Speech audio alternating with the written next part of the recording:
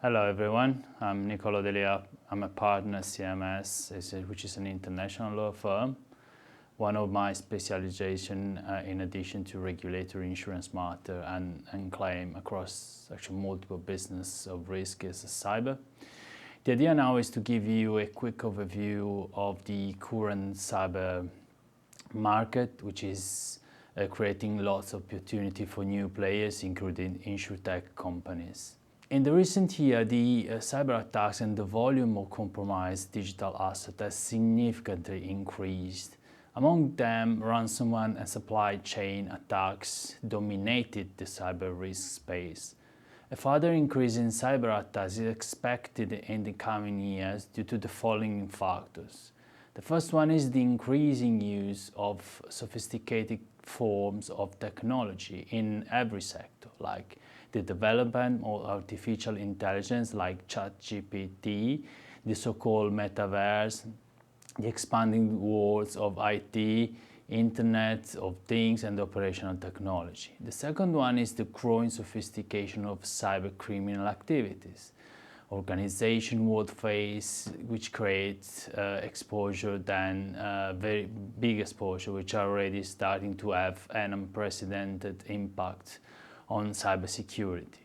To give you some data, it is expected that losses related to cyber attack will reach 20.7 trillion by 2026. In this global scenario, Italy is no exception. In fact, in Italy, according to the global trend, is expecting in the last years,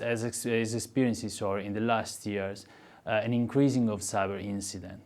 Among them, as I mentioned, is ransomware attacks also need to prevalent, and that an increase of around 15% between 2021 and 2022.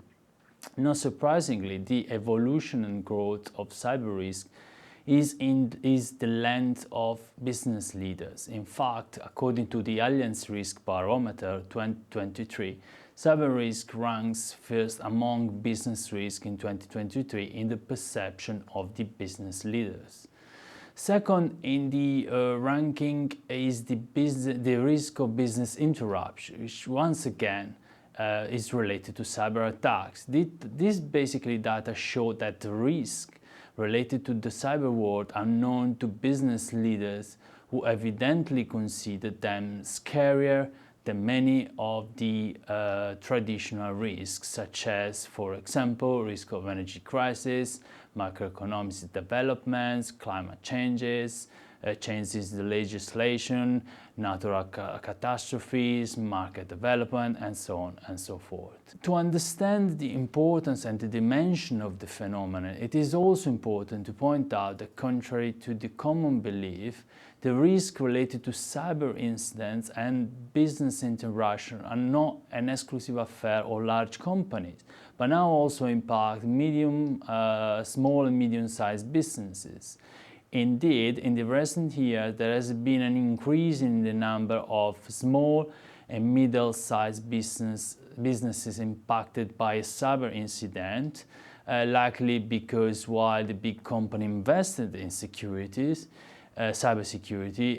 the latter have no adequate cybersecurity tools in place, and therefore they are easily hit by hackers.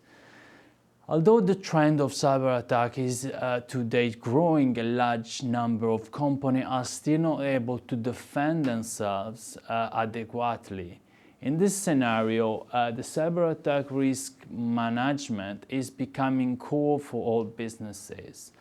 Consequently, we are assisting to a growth of the cyber insurance market. For example, think of the close cooperation with IT experts at all stages of the insurance cycle, from the determination of premium, which cannot disregard the verification of the insured's cybersecurity level, to the management of a claim in order to contain damages through the timely intervention of highly specialized companies in the recovery of data and restoration of hacked software. This created a market niche which is frequently covered by new INSURTECH, highly specialized, which provides service for insurance player in their cyber risk management. Similarly, it is important for the insurance player to collaborate with lawyers, as we are, in order to promptly handle any cyber attacks, as to deal with legal issues related to the possible breach of data and the data leakage which can cause damage to third party. What are the losses that a company may suffer as a consequence of a cyber incident? So the access, the encryption, the dissemination of data by hackers is definitely a result of an incident which can lead to reputational damages on the victim of the attack, which can affect the relationship not only with customer but also with the service provider, with the business player, and generally may undermine the company's credibility in the market. Again, depending on the type of data affected, there could be a breach of personal or trade secret data that imposes specific obligations, such as, notifying the privacy authority, or there could be damages to third party. Think about the disclosure of confidential information, financial data, exchanged via email related to a supplier to an employee. Last but not least, damages related to the already mentioned business interruption, which is, without doubt, the damages at once most prevalent in the case of a cyber incident, and most feared by the company themselves. In fact, in almost all cases, the hacker attack results in a reduction of a blockage of all the business activities and functions. Sometimes, for a few days, needed to recover the operational, or other time longer because they were more difficult to recover the data. You have to pay ransomware. In this context, by taking out a cyber policy, company can definitely transfer many risks of this. The risk associated with a possible attack, covering many of the potential losses, as well as obtaining also a 24/7 assistance, legal support, IC support.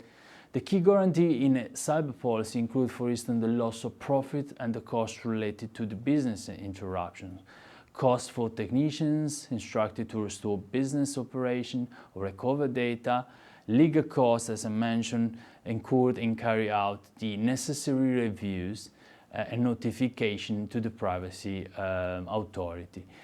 To assess third-party damages, to limit the reputational damages. Moreover, in specific case of ransomware, many policies currently on the market cover the payment made to hackers as a result of a cyber extortion, which in some cases is the only way to get back to business.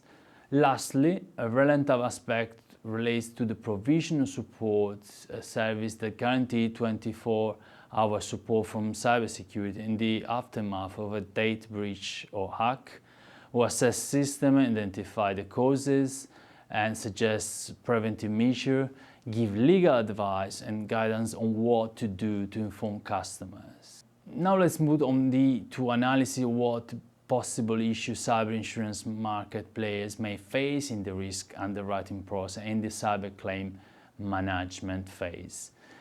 Even before analyzing the underwriting phase of the risk, it should be pointed out that one of the main issues in cyber insurance undoubtedly relates to the definition and the limitation of cyber risk, as it is constantly evolving and growing, and the digitalization, interconnection, sophistication of these attacks, which are increasing. It is believed that cyber risk might involve in a systematic risk. What is a systematic risk? Is a risk that is difficult to detect, to control, abstractly capable of causing losses without territorial boundaries, time limit, which could go as far as have a catastrophic impact.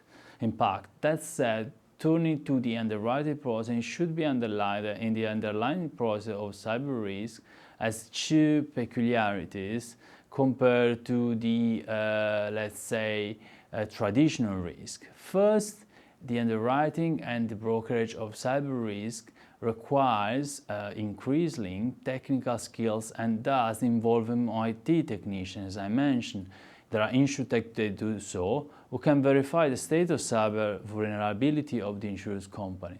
It is no longer sufficient to use the traditional tools of like questionnaire, proposal form, which is not suitable for evaluating, assessing the risk. In addition, the market is moving towards a dynamic underwriting, in which there is continuous monitoring of the risk and provision of servicing during the policy period, enable customer to reduce its risk profile.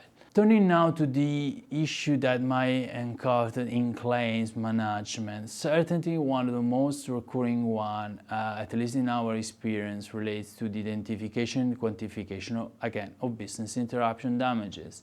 Regarding identification, one of the difficulties lies in the temporal allocation of the loss, meaning new opportunity also for new INSURTECH companies to do so. It is common for cyber policy to include a time deductible and a maximum indemnity period. Therefore, temporarily placing the loss is critical for settlement purposes. In this regard, again, technicians use many tools related to claim settlement in property policy. Regarding the quantification of damages, the guiding criterion is loss of profit. Difficult in this regard may then be found in the distinction between fixed and variable costs and in evaluation of costs related to employees who are employed in the management of the incident. Hope it has been interesting, and feel free to contact me if you wish to discuss cyber claims and cyber in more details. Thank you.